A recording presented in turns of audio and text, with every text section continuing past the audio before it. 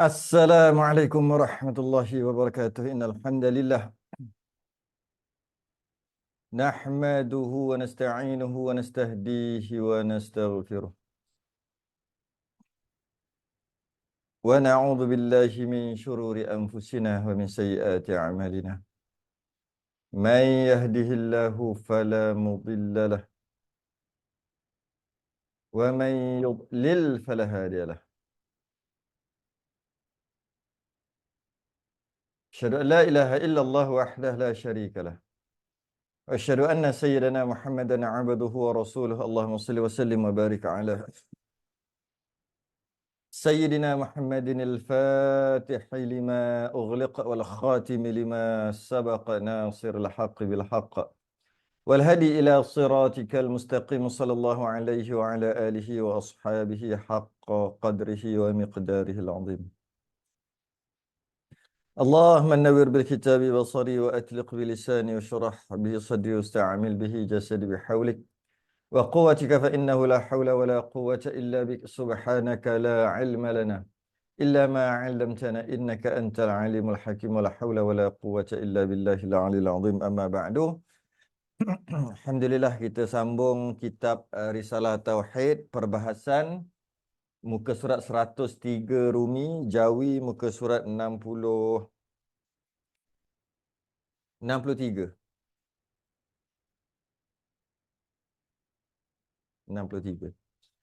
Jawi 63, Rumi 103. Percayakan nabi-nabi dan rasul-rasul. Qala al-musannif rahimahullahu ta'ala. Wa nafa'na wa iyyakum bi'ulumihi fid darain amin ya rabbal alamin. Wajib atas tiap-tiap mukallaf percaya bahawa ada bagi Allah Ta'ala beberapa banyak nabi-nabi dan rasul-rasul.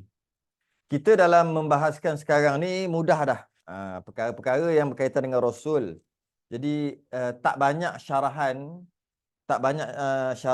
pendek aja syarahan, kita baca aja. Sebab dia sedang membicarakan maklumat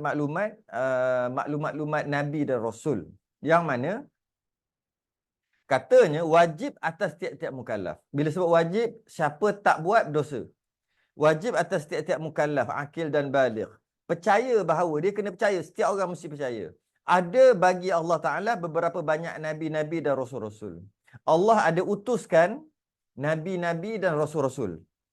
Beberapa banyak, beberapa jumlah. Ada jumlah yang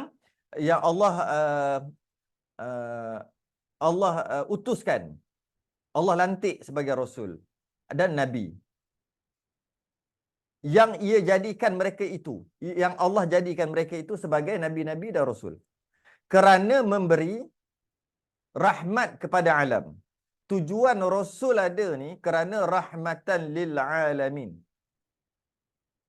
Rahmatan lil alamin. Menjadi rahmat sekalian alam. Mulanya Nabi Adam. Nabi yang pertama wajib kita i'tiqad adalah Nabi Adam. Dan kesudahannya ialah Nabi kita Muhammad sallallahu alaihi wasallam. Yang terakhir adalah Nabi Muhammad. Itu wajib i'tiqad setiap orang. Wajib i'tiqad, kita wajib pegang dan wajib ajar anak gitu. Kecil-kecil lagi ajar dah. Ya, boleh terima pengajarannya, kalau kita ajar boleh terima je, kita beritahu dah. Nabi yang pertama adalah Nabi Adam, Nabi yang terakhir adalah Nabi Muhammad. Maka jadi suatu kewajipan atas kita, orang mukallaf, wajib atas kita akhir balik ni, mengetahui bilangan-bilangan rasul, mengetahui bilangan rasul-rasul itu dengan jalan ijmal. Setiap orang wajib tahu tentang rasul, ataupun bukan tentang, wajib tahu bilangan ada berapa rasul secara ijmal, secara umum, secara borong, secara am, iaitu bahawa kita beriktikad dan percaya ada bagi Tuhan beberapa banyak nabi-nabi dan rasul yang tiada mengetahui bilangannya melainkan Allah Ta'ala juga. Jadi kita orang yang beriman, maka kita wajib beriman bahawasanya Allah ada utuskan nabi-nabi dan rasul-rasul sejak zaman Nabi Adam, sejak manusia yang pertama sampai Nabi kita, Nabi Muhammad. Ada. Berapa? Hanya Allah je yang tahu. Tetapi fardu ain yang tadi secara umum, banyak mana aku beriman dengan semua nabi-nabi dan rasul-rasul yang Allah utuskan. Gitu aja secara umum. Berapa banyak Allah utuskan pun semua aku beriman. Berapa banyak bilangannya pun. Tetapi fardu ain, yang fardu ainnya setiap orang mesti tahu satu persatu, detail. Kita mengetahui dengan jalan tafsil, dengan jalan detail satu persatu. Akan bilangan-bilangannya bagaimana yang telah ketentuan di dalam Quran. Walaupun Nabi dan Rasul tu ramai, kita tak tahu berapa banyak. Kita wajib beriman secara umum. Cuma secara detail kita wajib beriman yang disebut dalam Quran. Maka wajiblah kita beriman kepadanya satu persatu sebanyak 25 orang. 25 orang Rasul ni wajib kita iman satu persatu. Apa maksud beriman satu persatu? Cerita Nabi Ilyasak. Siapa tahu? Nabi Ilyasak. Tahu Ilyasak tu ada disebut dalam Quran. Apa kisah dia? Tak tahu Nabi Ilyasak ni cerita apa. Tak tahu, tak lepas fardu ain. Bukan. Bukan gitu. Bukan maksud itu. Maksud fardu ain, 25 orang mesti tahu secara satu persatu tafsil adalah, ini dia. Adapun kehendak mengetahui seseorang dengan jalan tafsil, dengan jalan detail, dengan jalan terperinci ni, bukan tahu cerita dia satu persatu.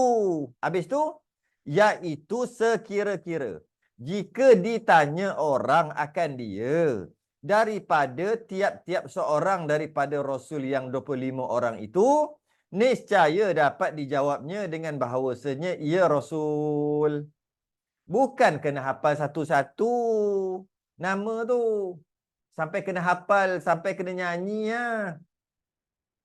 Adam, Idris, Nuh, Hud, Saleh. Tak perlulah sampai macam tu. Tapi kalau hafal satu-satu, sama ada menyanyi ataupun hafal, baguslah. Tapi fardu ainnya bukan hafal satu-satu. Habis tu macam mana? Sekadar kalau disebut, dia akan menjawab itu Rasul. Itu lepaslah fardu ain.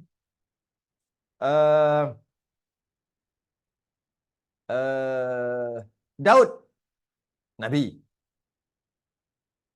Saleh, Nabi. Macam tu lah. Zakaria, Nabi. Hud, Nabi. Macam tu. Karim. Tak tahu siapa. Macam tu.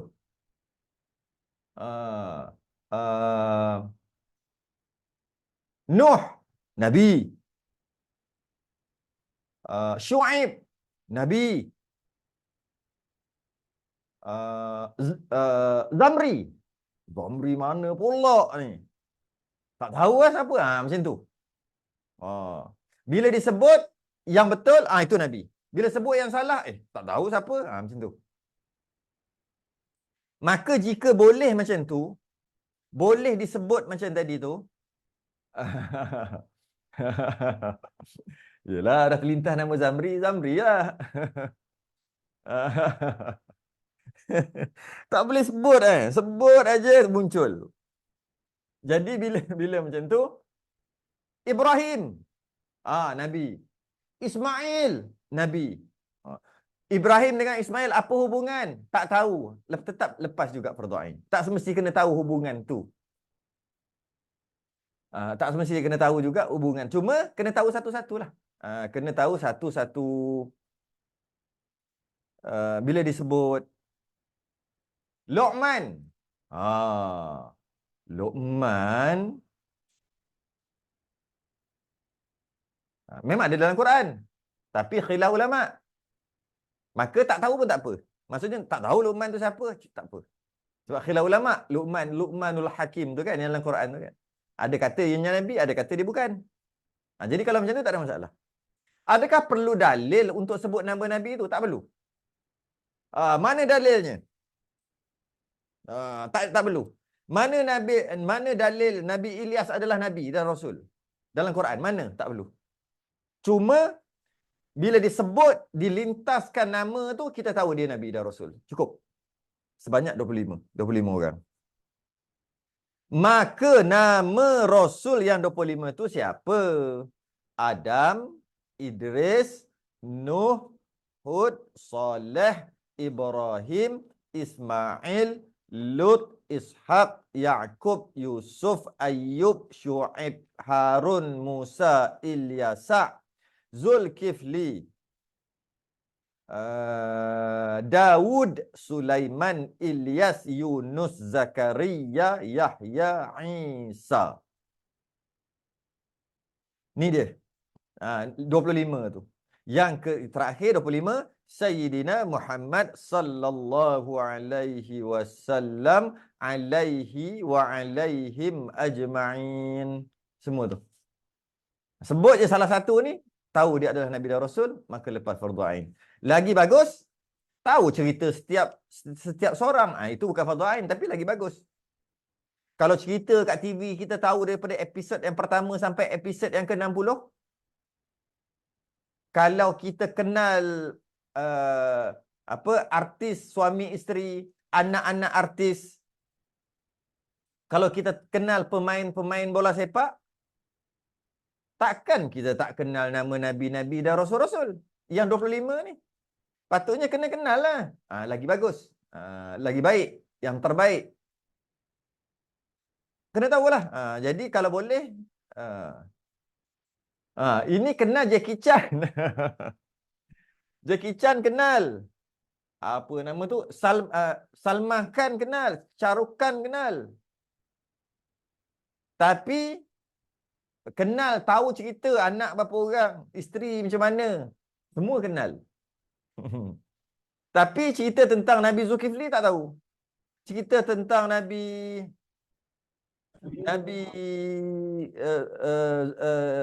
Isa tak tahu. Teruk gitu. Jangan gitu.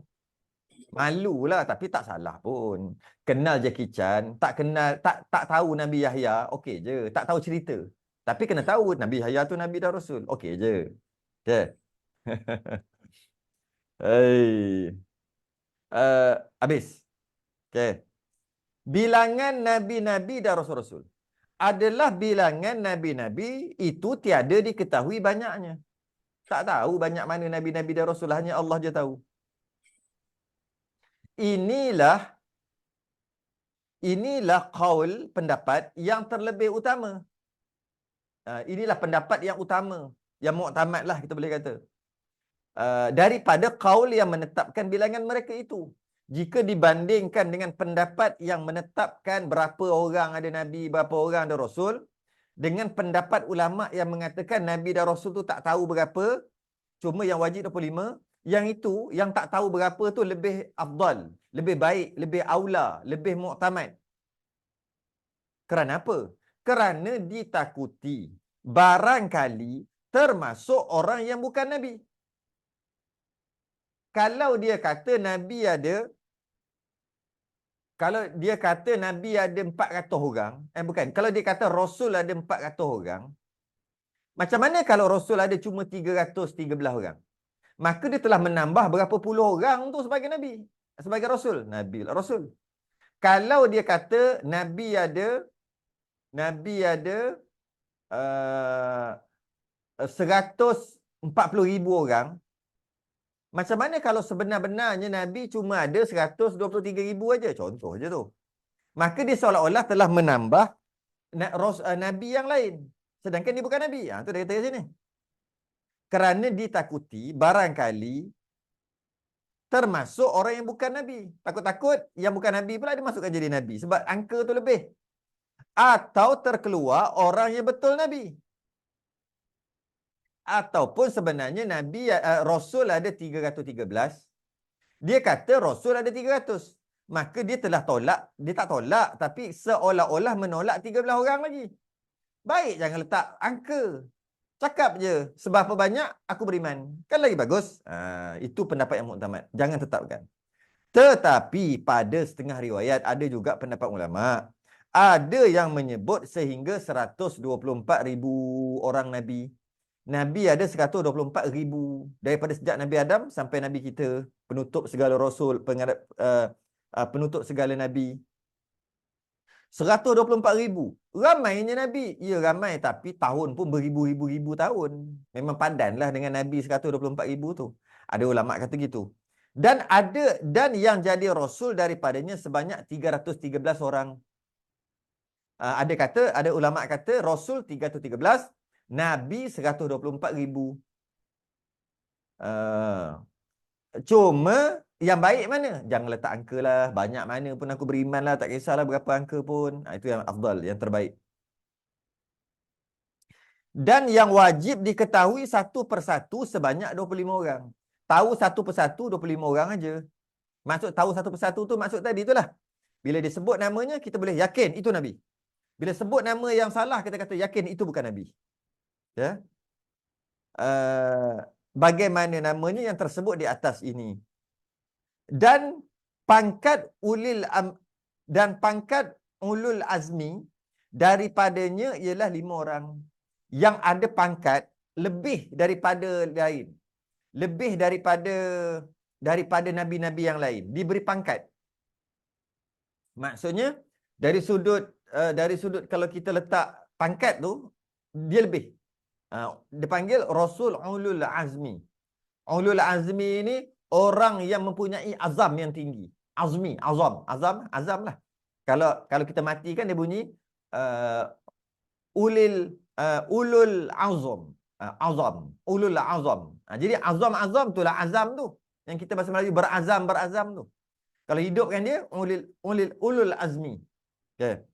Orang yang mempunyai azam yang kuat untuk menyampaikanlah.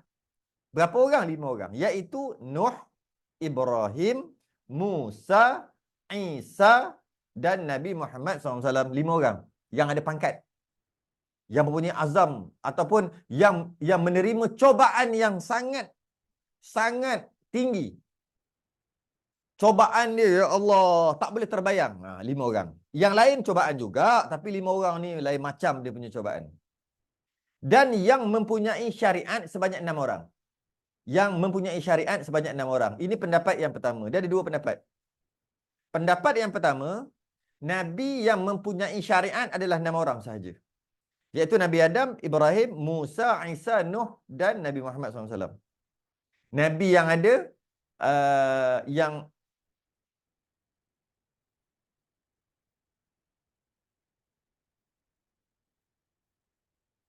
sekejap. Apa dia boleh detect ni? Dia detect, dia cakap bukan cakap bahasa Inggeris.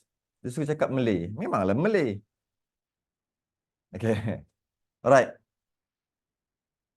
Jadi, pendapat yang pertama mengatakan, yang ada syariat, 6 orang. Pendapat kedua mengatakan, semua rasul-rasul ada syariat. Apa maksud syariat? Apa maksud syariat? Maksud syariat, hukum hakam tu lah.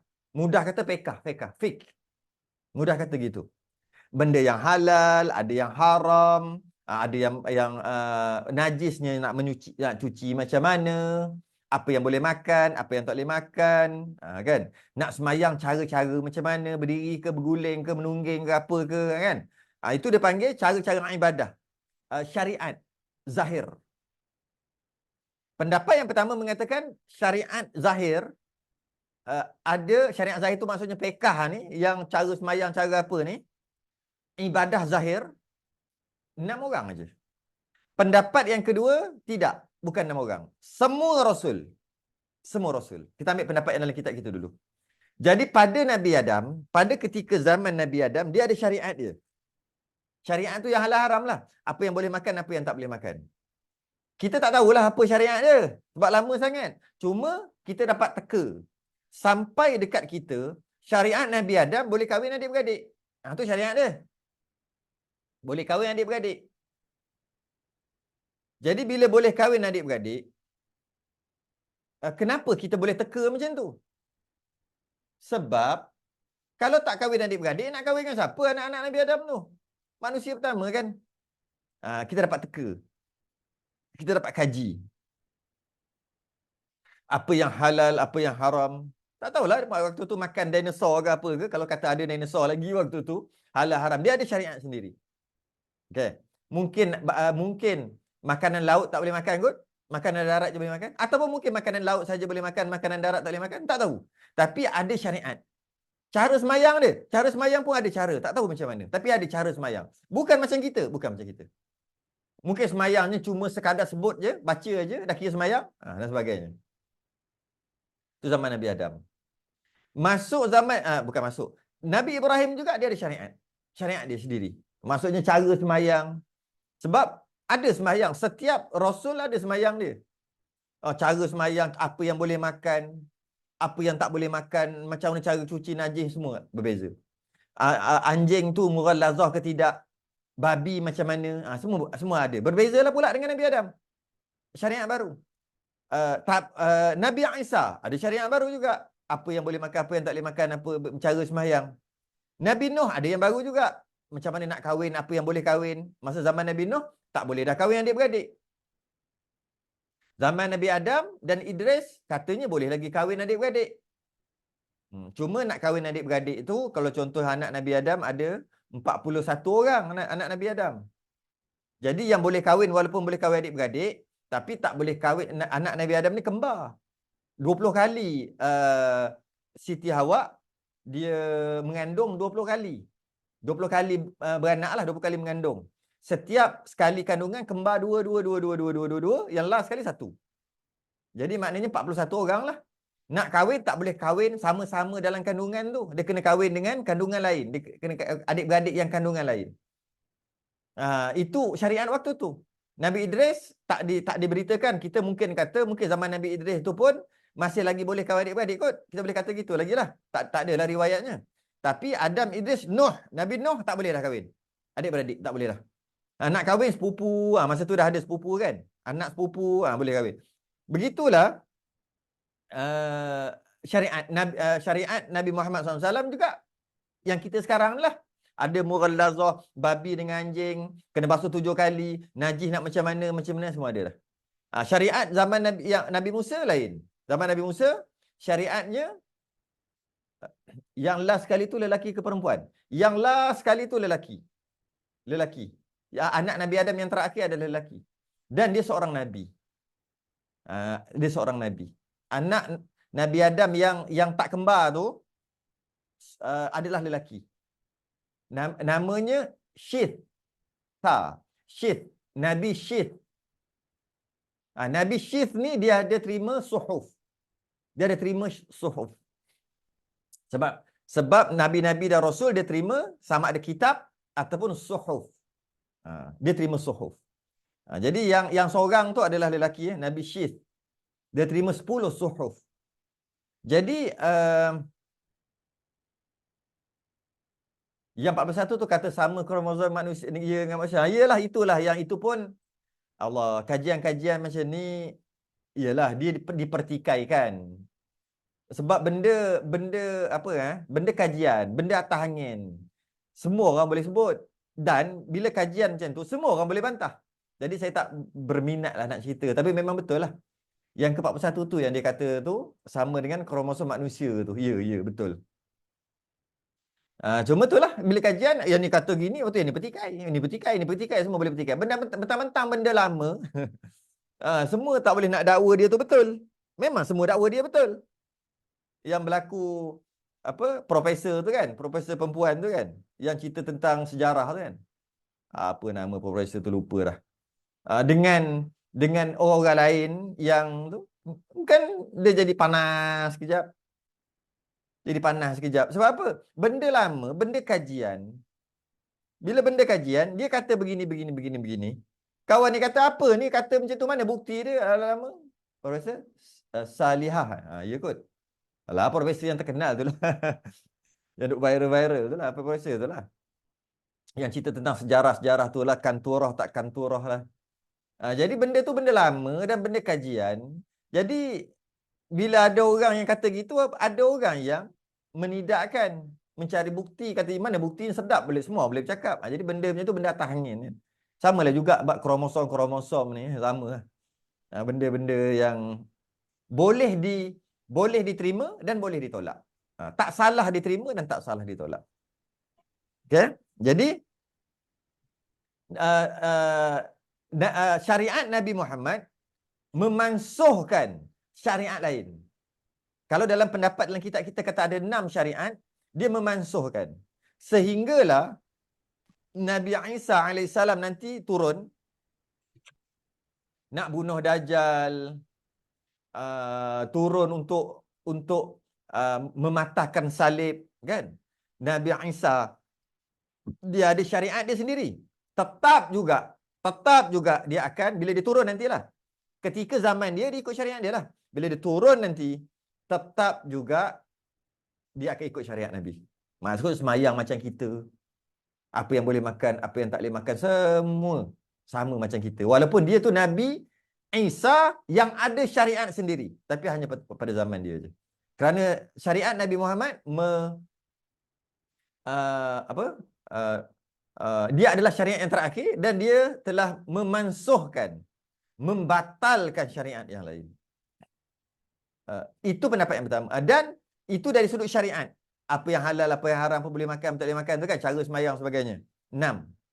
Tapi 6 orang. Tapi dari sudut akidah sama.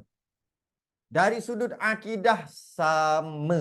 Iaitu mentauhidkan Allah, jangan ataupun tidak mensyirikkan Allah. Sama. Yang beza, apa yang boleh makan, apa yang tak boleh makan. Zaman Nabi Musa, kalau kena najis, kena tai dekat baju, tak boleh basuh, kena gunting. Zaman kita, boleh basuh, hilang bau, warna dan rasa, lalukan air mutlak, selesai. Nampak beza tu? Berbeza. Zaman Nabi Musa, sehari 2 kali semayang. Cara semayang, macam mana tak tahulah. Berdiri ke, macam sujud ke, tak tahu. Sehari 2 kali aja. Kita, sehari 5 kali. Begitulah. Berbeza syariat. Tapi akidah, sama. Semua sama. Mentauhidkan Allah. Semua sama. Jadi, yang duk kecoh-kecoh tu, sama ada Ashabul Kahfi adalah Islam ataupun tidak, itu sekadar istilah Islam atau tidak. Tak perlu kita nak pening kepala. Sebab diceritakan tentang Ashabul Kahfi, penduduk gua. Dia duduk dalam gua kerana menyelamatkan akidah. Waktu tu kerajaan, pemerintah pada raja pada waktu itu suruh sembah berhala. Bukan mentauhidkan Allah. Dia nak menyelamatkan iman, nak menyelamatkan akidah, masuk gua. Ada 7 orang. Bawa seekor kambing. Seekor kambing, bawa seekor anjing. Ketmir.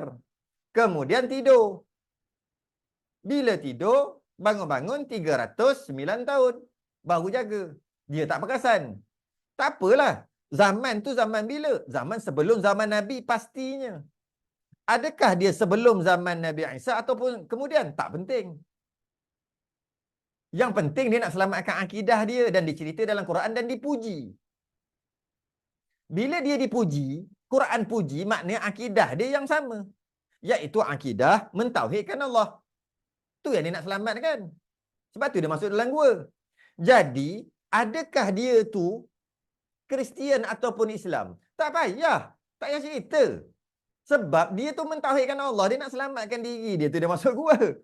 Jadi bila dia tu mentauhidkan Allah, kalau kita kata dia ni Kristian, Kristian ni mentauhidkan Allah ke? Innallaha salisu salasah.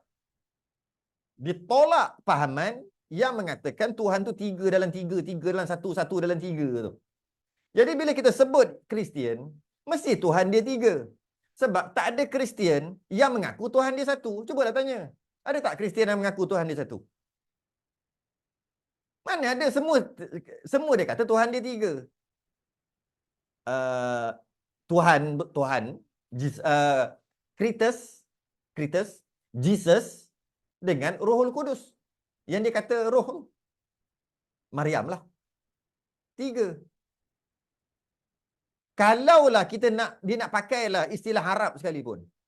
Allah, nak pakai istilah Arab. Allah, Isa, anak Tuhan, dan Maryam.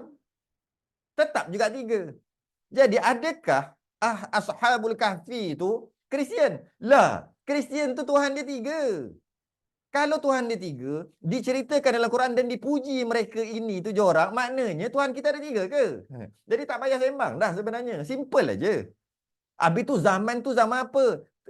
Biarlah zaman apa pun, zaman mana sekalipun. Tak penting. Kalau zaman sebelum Nabi Isa pun okey, selepas zaman Nabi Isa pun okey. Yang penting Tuhan dia satu. Yang penting dia nak menyelamatkan akidah yang mengatakan Tuhan dia Esa tu masuk dalam gua.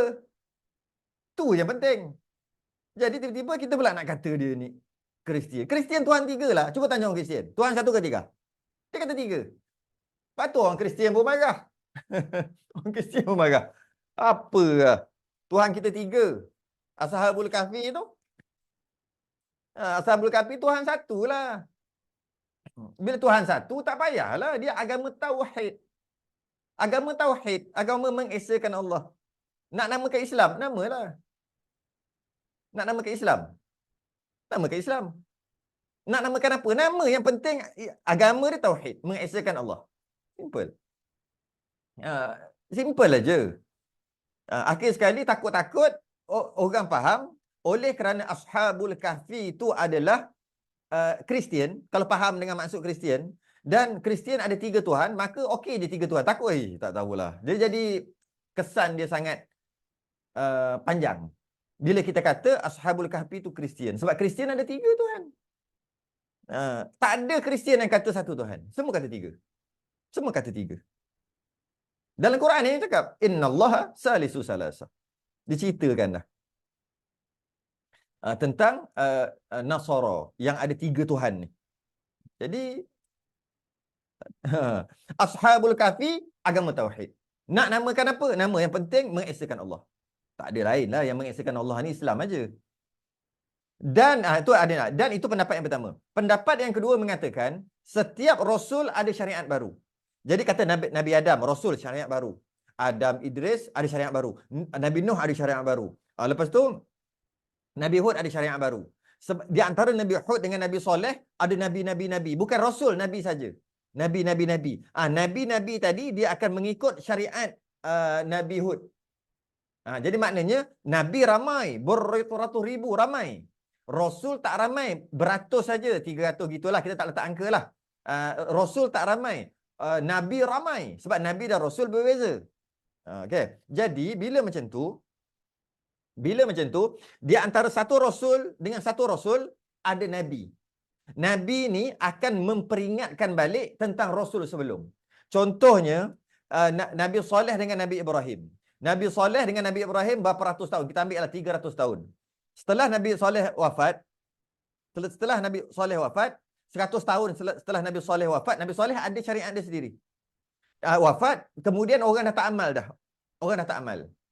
Bila orang dah tak amal apa ajaran Nabi Saleh, kemudian diutuskan Nabi. Nabi saja. Nabi tu akan ingatkan, kau ingat tak? Kita ada Nabi Saleh 100 tahun lepas, maka kamu kembalilah kepada Allah, tauhidkan Allah, begini, sembahyanglah, begini.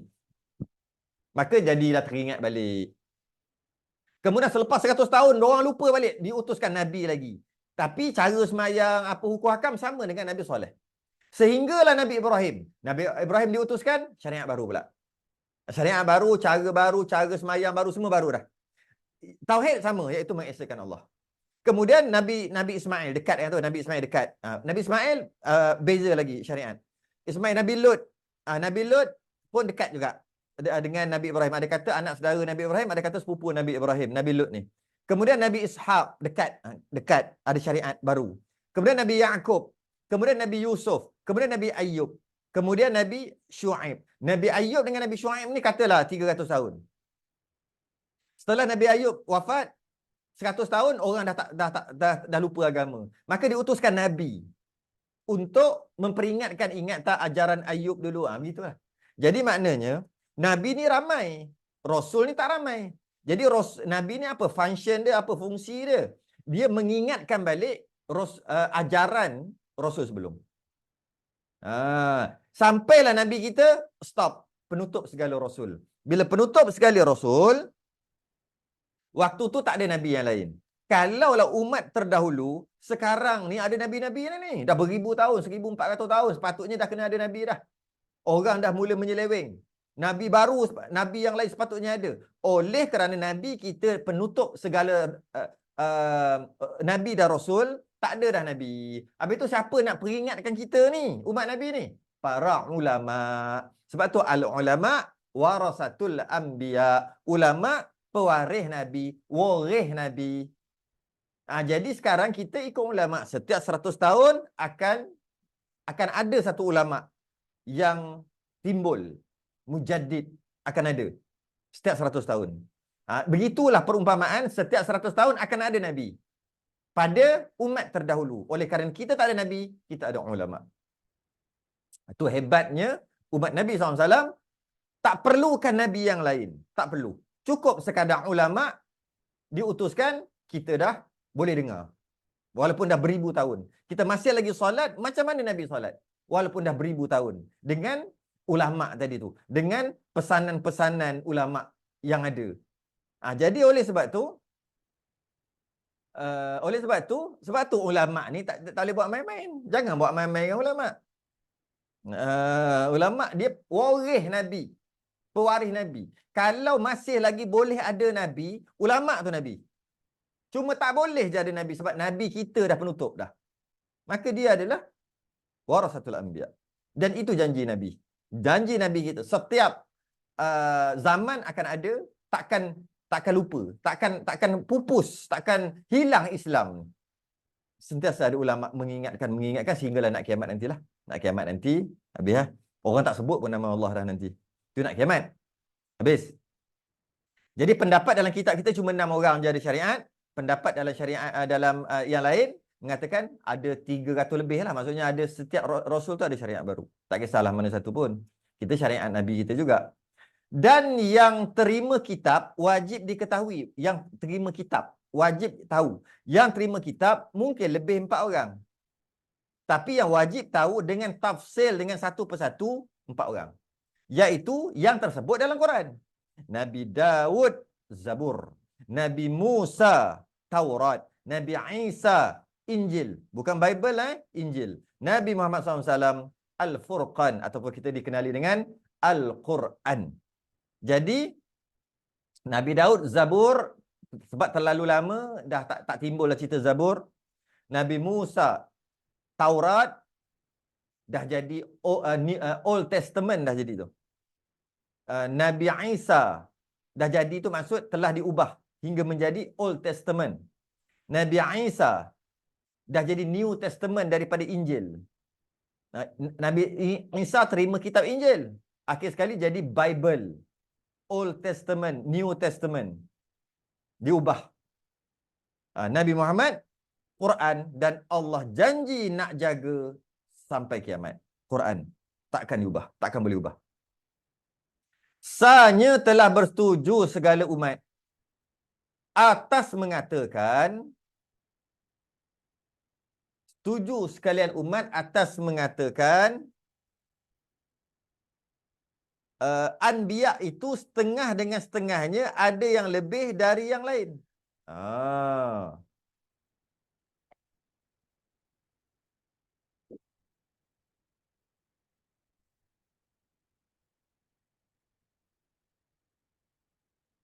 Memang telah tersebar, memang telah masyhur dan semua pakat bersetuju bahawasanya setiap Nabi dengan Nabi yang lain ada yang lebih dari yang lain. Ada lebih.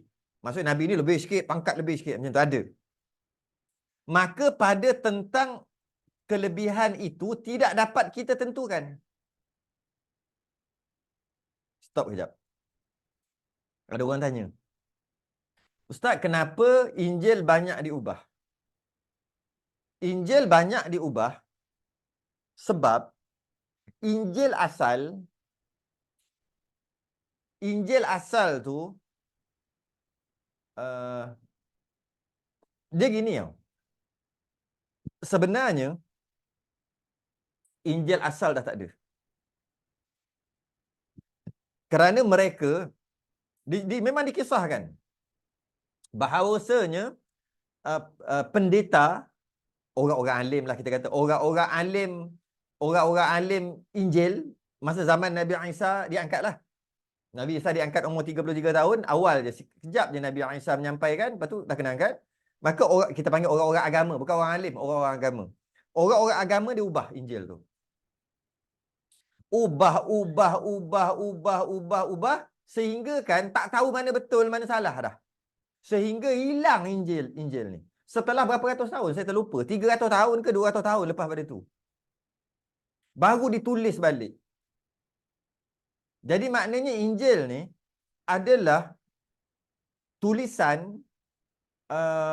beratus tahun. Hafalan, dia hafal mula hafal. Kemudian dah diubah, tak tahu mana betul, mana satu betul, mana satu salah. Kemudian setelah beratus tahun baru tulis balik. Yang dia tukar jadi Bible, tak jadi Injil dah, jadi Bible. Dia sebab tu yang ada apa? Lukas, apa lagi ya? Matthew. Ada 4 penulis. Ada 4 Luke. Ada 4 penulis.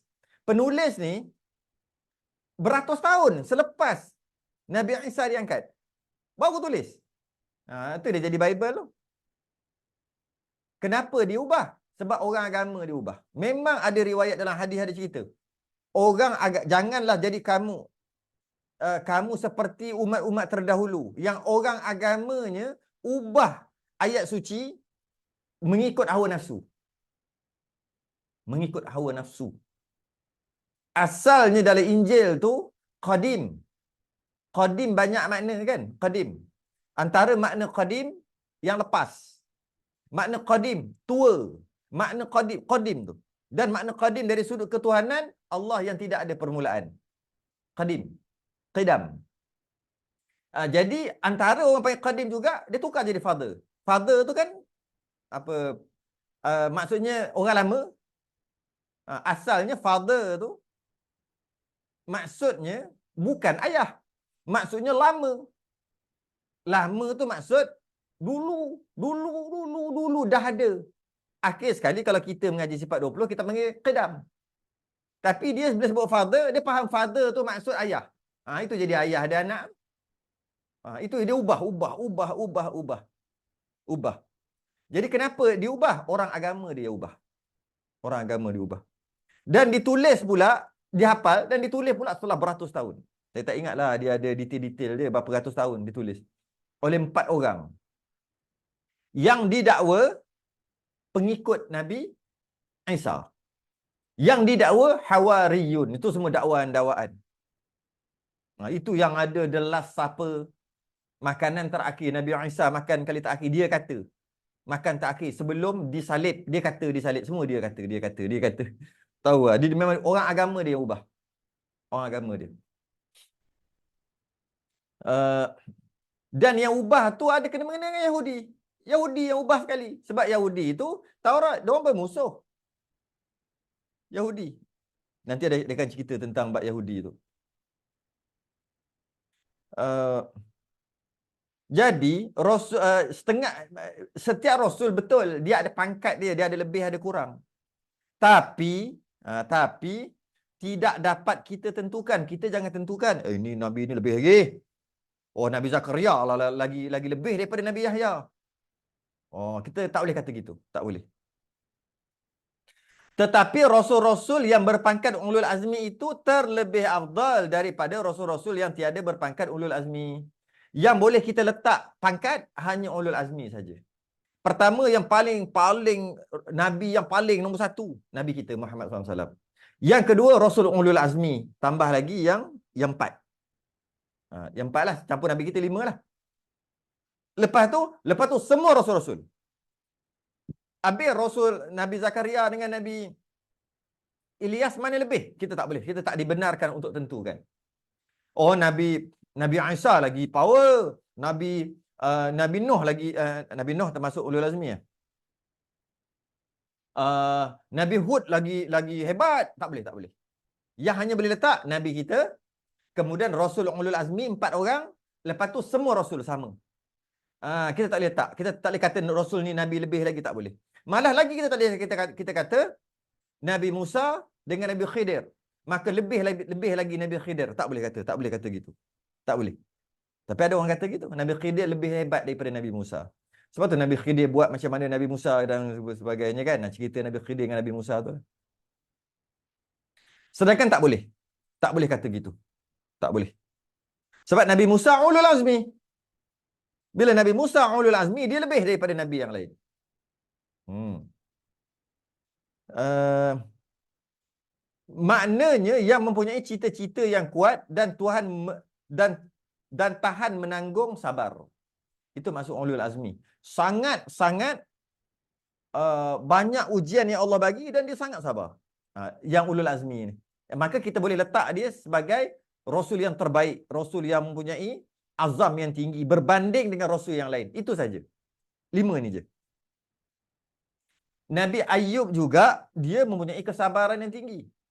Sebab dia kena penyakit. Isteri dia lagi. Anak dia tak peduli kat dia. Dia sabar juga dan diceritakan dalam Al-Quran, Nabi Ayub seorang yang sangat sabar. Tapi kenapa Nabi Ayub tidak termasuk dalam ulul azmi? Maka ulama kaji. Sebab Nabi Ayub ni terima, sabar dia tinggi. Terima, dia ada penyakit, tapi orang lain tak nampak penyakit dia. Tapi dia terima penyakit bawah kulit. Dia isteri dia lagi, anak dia lagi, harta dia habis. Dia kaya, habis. Maka tetap juga Nabi Ayub sabar. Kenapa dia tak masuk dalam ulul azmi? Maka ulama kaji, ulama mengatakan yang kata ulul azmi ni menahan sabar daripada umat. Umat yang buat hal dengan dia, maka dia sabar. Sebab tu dia dan buat hal tu bukan kecil-kecil anak. Buat hal sungguh. Dan dia masih lagi sabar menyampaikan. Contohnya Nabi Nuh sampai 950 tahun. Oh, sabar. Bapak sabar. Habis tu Nabi Ayub sabar dengan dirinya sendiri, dengan penyakit. Bukan dengan umat. Kerana tu dia tak masuk dalam ulul azmi. Ni soalan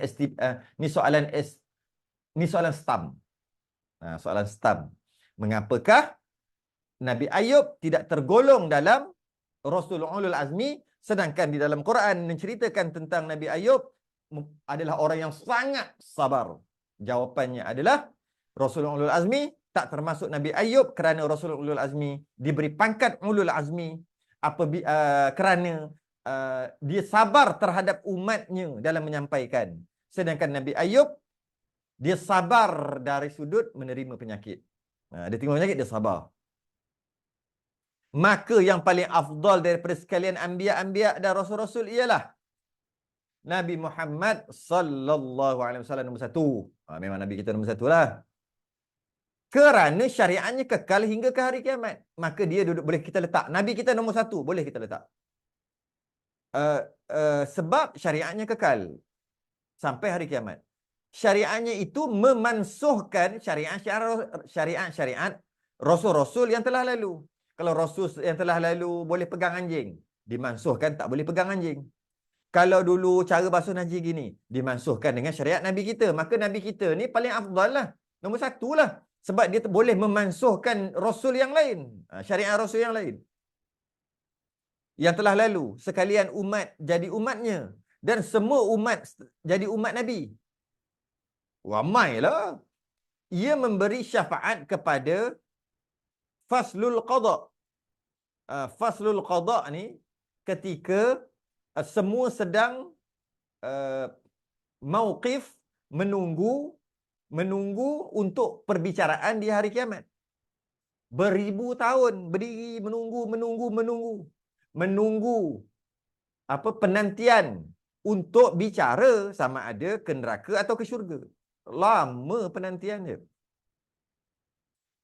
Penantian satu penyiksaan. Memang seksa sungguh. Tunggu lama. Tak tahu nak cari siapa. Siapa nak jadi ni? Kita dah dibangkitkan balik daripada kubur. Sekarang kita ni dah lama dah duduk kat sini ni. Dah beribu tahun. Kita duduk dekat dunia baru 60-70 tahun pun rasa lama dah. 100 tahun rasa lama dah. Ini ribu tahun. Apa cerita ni? Nak jadi apa kita ni? Semua tak tahu nak buat apa. Akhir sekali jumpa Rasul. Allah bagi ilham untuk jumpa Rasul tu, Rasul ni, Rasul tu, Rasul ni. Rasulul Azmi tu lah pakat jumpa. Semua tak tahu nak buat apa, aku tak tahu. Nak buat apa? Macam ni lah kau jumpa Rasul akhir zaman. Ni faslul qada ni. Faslul qada. Jumpalah Nabi Muhammad. Nabi kata, ya akulah orangnya. Maknanya tak ke afdal lagi? Tak ke Nabi kita duduk nombor satu? Sebab semua Rasul lain tak boleh buat apa. Tiba-tiba Nabi kita, akulah orangnya. Engkau datang kepada orang yang tepat. Maka Nabi pun sujud dan minta pada Allah yang dipanggil syafa'atul uzma. Maka berlakulah perbicaraan. Yang menariknya, ketika berlaku perbicaraan tu, beratur ikut turn lah. Siapa yang mati dulu, siapa yang lahir dulu, siapa yang hidup dulu, dialah yang bicara dulu, ikut turn lah. Tapi tidak. Nabi guna syafaat dia lagi untuk umat dia walaupun umat terakhir, tapi bicara dulu. Lepas semua umat Nabi kita lah semua bicara dulu, barulah umat-umat yang lain. Ni kabel nama dia. Kabel baik. Kabel ni. Nabi kabel besar kita.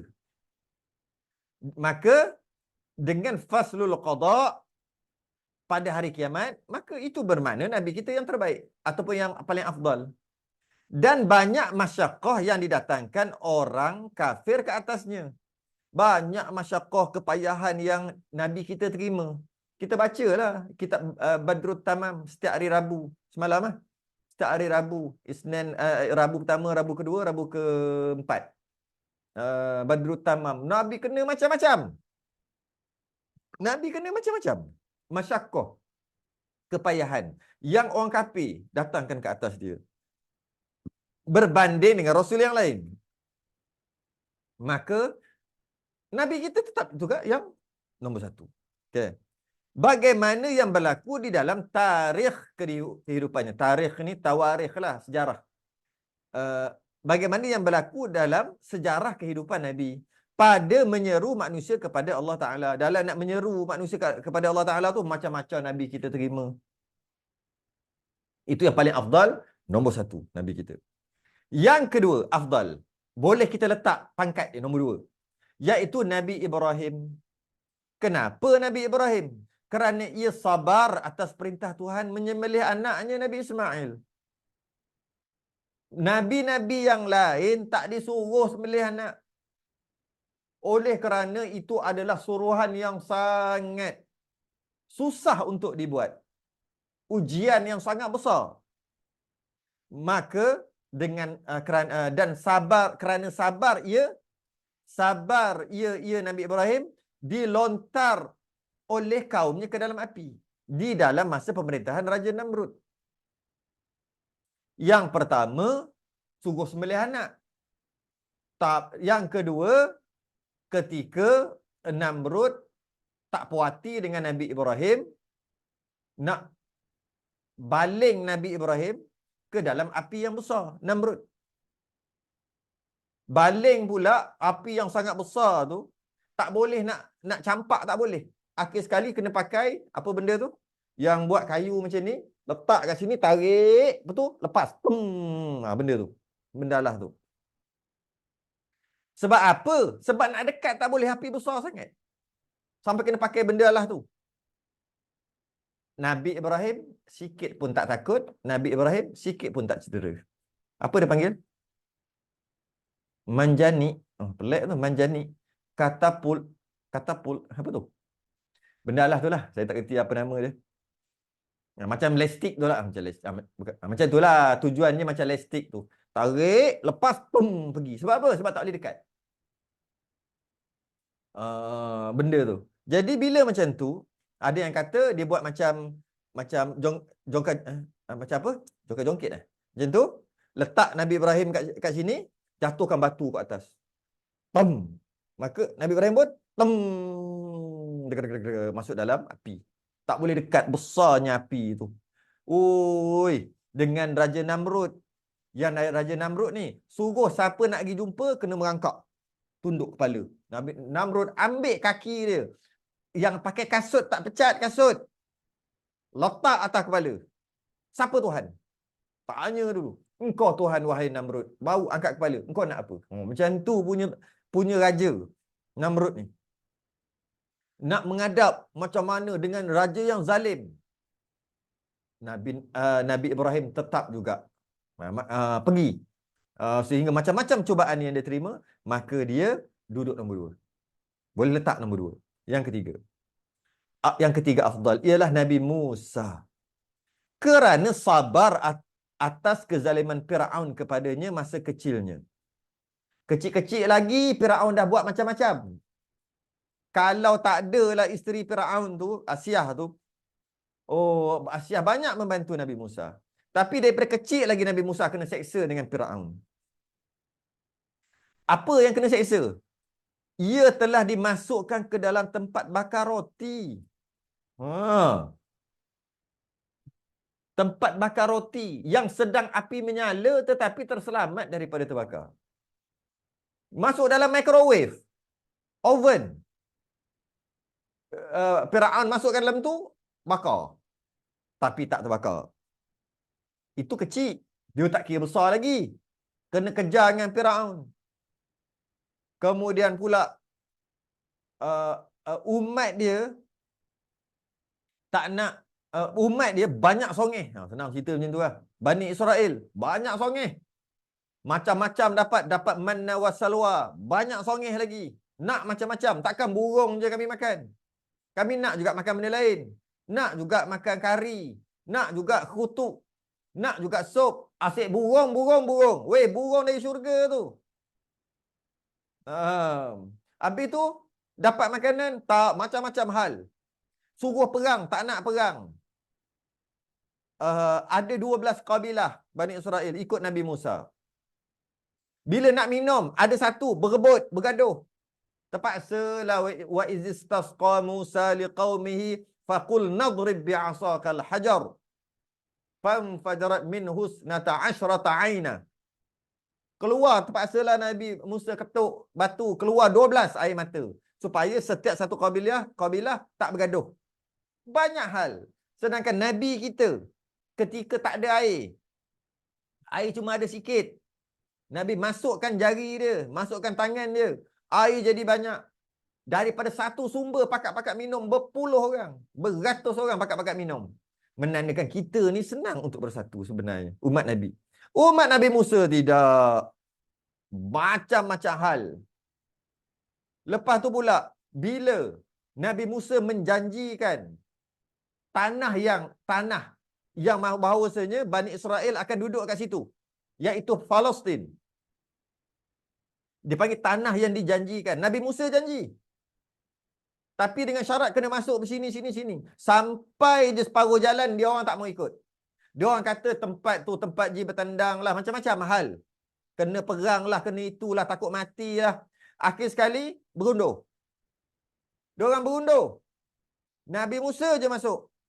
Sehingga kan, Nabi Musa ambil satu batu, baling di antara sempadan Palestin tu. Nabi Musa baling. Pshuh. Ya Allah, kau jadikan kubur aku dekat kat mana aku baling batu, jauh tu. Tak nak kat sini, tak nak. Sebab apa?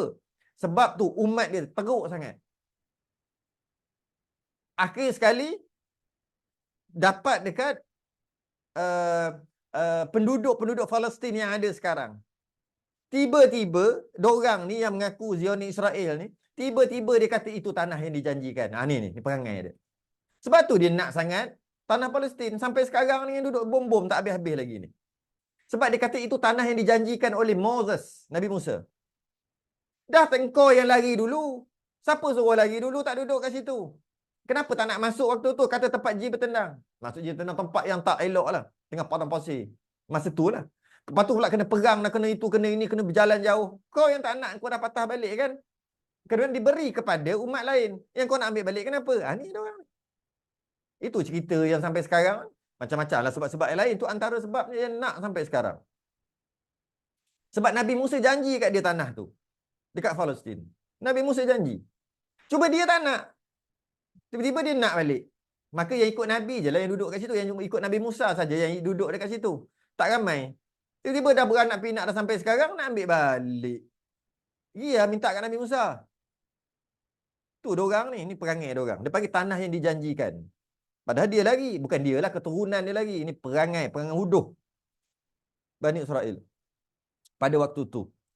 Itu yang nombor 4. Jadi susah Nabi Musa kena macam-macam. Maka duduk nombor 3. Okey lah. Yang keempat afdal ialah Nabi Isa. Kerana banyak sabarnya yang disakiti oleh Yahudi. Nampak? Yahudi, dia menyakiti Nabi Isa. Sepatutnya Kristian kena marah dengan Israel. Itu kata tu. Kepala otak Israel ni, Israel sekarang ni hebat. Sepatutnya orang Kristian sekarang ni dia kena marah dekat Israel. Tapi Israel dapat pegang dia. Israel sekarang bukan Bani Israel, Israel sekarang. Zionis lah kita panggil kan. Sebab Israel ni banyak makna. Ya Bani Israel, ada yang baik. Israel dengan maksud Nabi Yaqub pun nama Israel juga. Israel secara umum macam kita juga, ada baik ada jahat. Israel sekarang Zionis yang jahat tu. Jadi kita kena pastikan betul juga sebut tu. Yang sebut Israel bukan bermaksud Nabi Yaqub. Sebab Nabi Yaqub ada 2 nama. Satu nama Yaqub, satu lagi nama Israel. Jadi Bani Israel adalah anak-anak Nabi Yaqub yang daripada Nabi Ishaq dan ke bawah. Bukan adik-beradik Nabi Ishaq dan ke bawah. Jadi yang keempat Nabi Isa, kerana banyak orang Yahudi sakiti dia sehingga ia hendak dibunuh. Orang Yahudi yang nak bunuh tu. Tetapi diangkat Allah Ta'ala ke langit pada umur Nabi Isa 33. Hanya yang dibunuh mereka yang serupa dengan Nabi Isa. Bukanlah Nabi Isa yang dibunuhnya. Allah menyerupakan muka orang Yahudi lain macam Nabi Isa, ketangkap, dialah yang kena salib, dia yang kena bunuh sebenarnya. Nabi Isa diangkat ke langit. Maka oleh kerana Nabi Isa daripada kecil lagi macam-macam ujian yang dia terima, maka dia boleh letak nombor 4. Nombor 5 ialah Nabi Nuh, kerana sabarnya akan apa-apa yang disakiti oleh kaumnya. Sehingga 1000 tahun ia menyeru kaumnya. Ada kata 1000 tahun, ada kata 950 tahun. Ada kata Nabi Nuh ni 1000 tahun. Tapi dia dilantik menjadi Rasul umur 50. Jadi maknanya dia menyeru 950 tahun. Tak kisahlah. Yang penting lama ni, ratus-ratus tahun, 900, 1000 tahun. Tidak beriman melainkan sedikit juga. Yang beriman ada riwayat kata 83 orang je. Yang naik atas bahtera Nabi Nuh. Malah anak Nabi Nuh sendiri pun ada yang tak beriman. Ada yang tak beriman. Isterinya ada yang tak beriman. Jadi Nabi Nuh ni sabar. Disakiti. Buat bahtera. Orang kata Nuh gila, Nuh gila, Nuh gila. Buat bahtera, buat kapal atas bukit. Bawa kayu. Dengan pengikut dia. Beberapa orang. Gila. Orang buat dekat laut, dia pergi buat kat atas bukit. Gila. Kena macam-macam. Pergi dakwah. Orang gila, pergi jauh-jauh lah. Macam tu. Tutup telinga. Sebab apa? Orang gila tengah cakap. Orang gila buat kapal atas bukit. Marilah dakwah. 950 tahun. Atau dalam kitab kita 1000 tahun. 1000 tahun. Oh, memang sabar sungguh. Nabi Nuh. Sehingga kan, bila tengah-tengah buat tu, dah buat lantai, dah buat bahtera tu, dah buat lantai semua. Adalah riwayat-riwayat. Tapi ada kata ni Israeliat.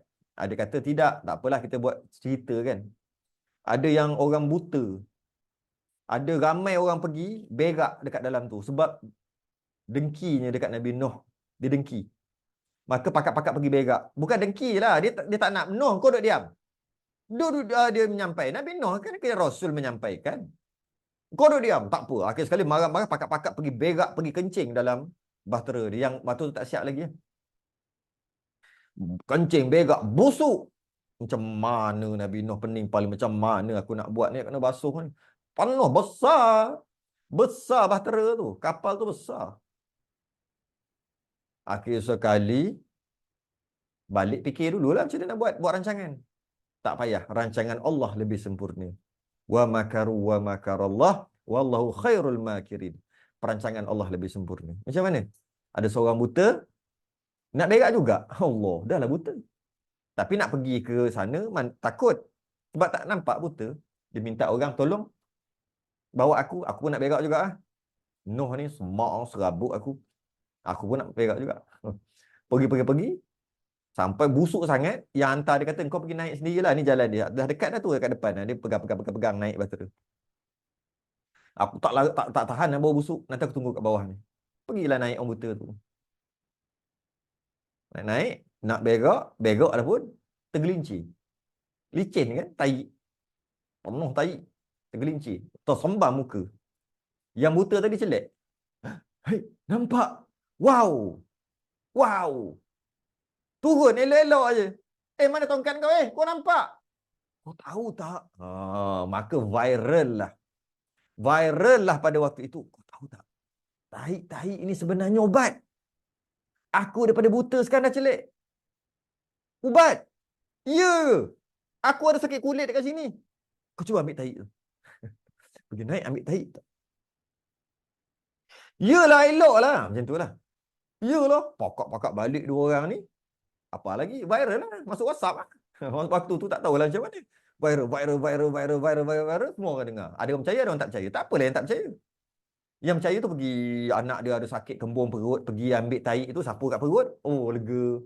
Ada yang sakit luka, ada yang macam-macam ada.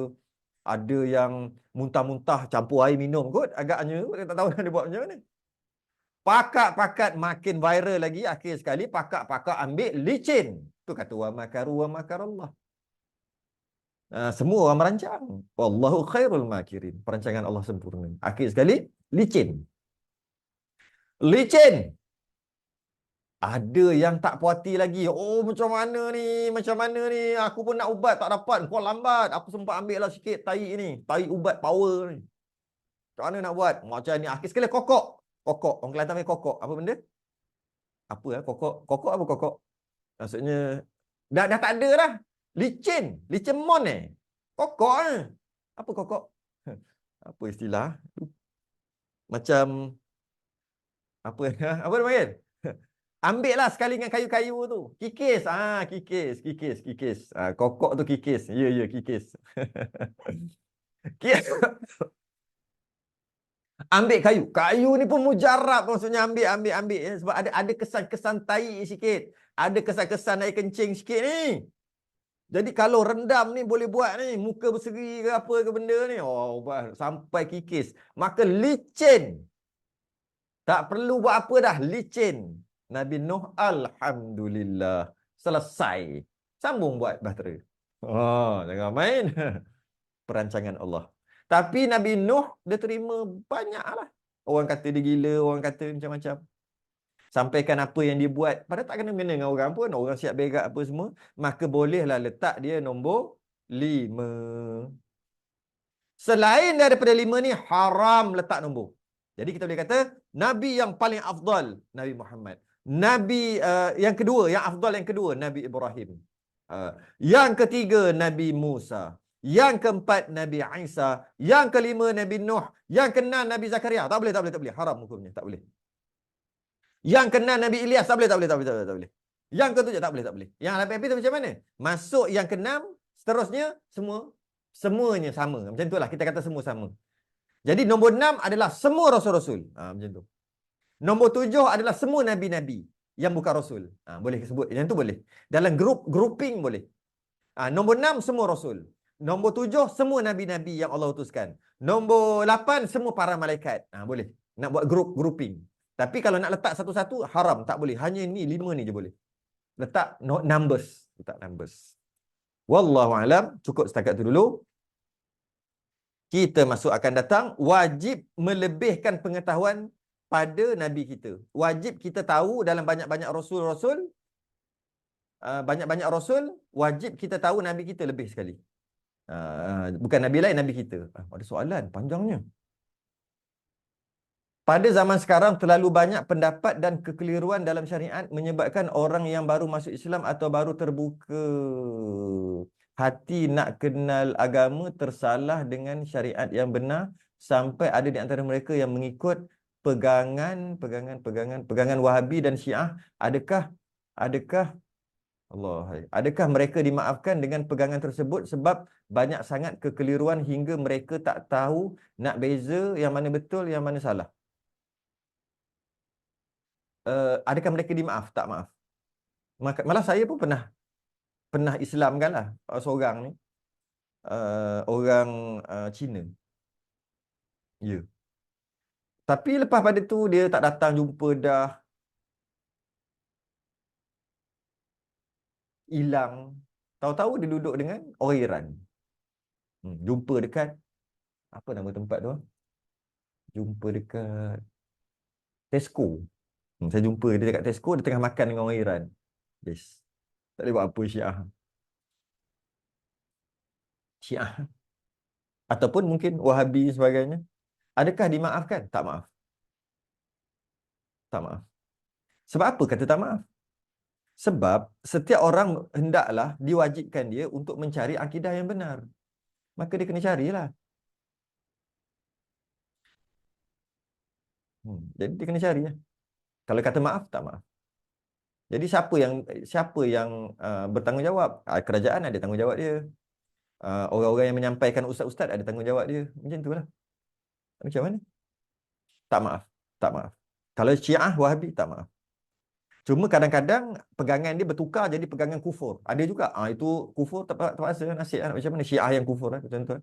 Ada pegangannya tak kufur, masih lagi Islam. Masih lagi iman. Cuma salah pegangan. Fasik, dosa besar. Ada juga gitu. Adakah maaf? Tak maaf. Maka dia wajib mencari. Wajib dia mencari. Mencari-cari yang mana benar. Nak buat macam mana? Itu je lah nak jawab. Kalau jawapan pendek gitulah. Sebab kita bukan soal jawab kan. Saya cuma baca sekali. Soalannya adakah maaf? Saya jawab tak maaf. Dia kena mencari juga. Dan orang yang sekeliling perlu menyampaikan. Bukan dekat orang masuk Islam je. Orang yang dah lama masuk Islam pun tak maaf juga bagi dia. Dan kita wajib menyampaikan dengan dia dengan hikmah. Kena sampai dengan hikmah. Jangan marah-marah dia. Hikmah. Okey, wajib melebihkan pengetahuan tentang Nabi kita. Tangguh dulu, kita sudah ingat tasbih kafarah dan surah Allah Subhanahu.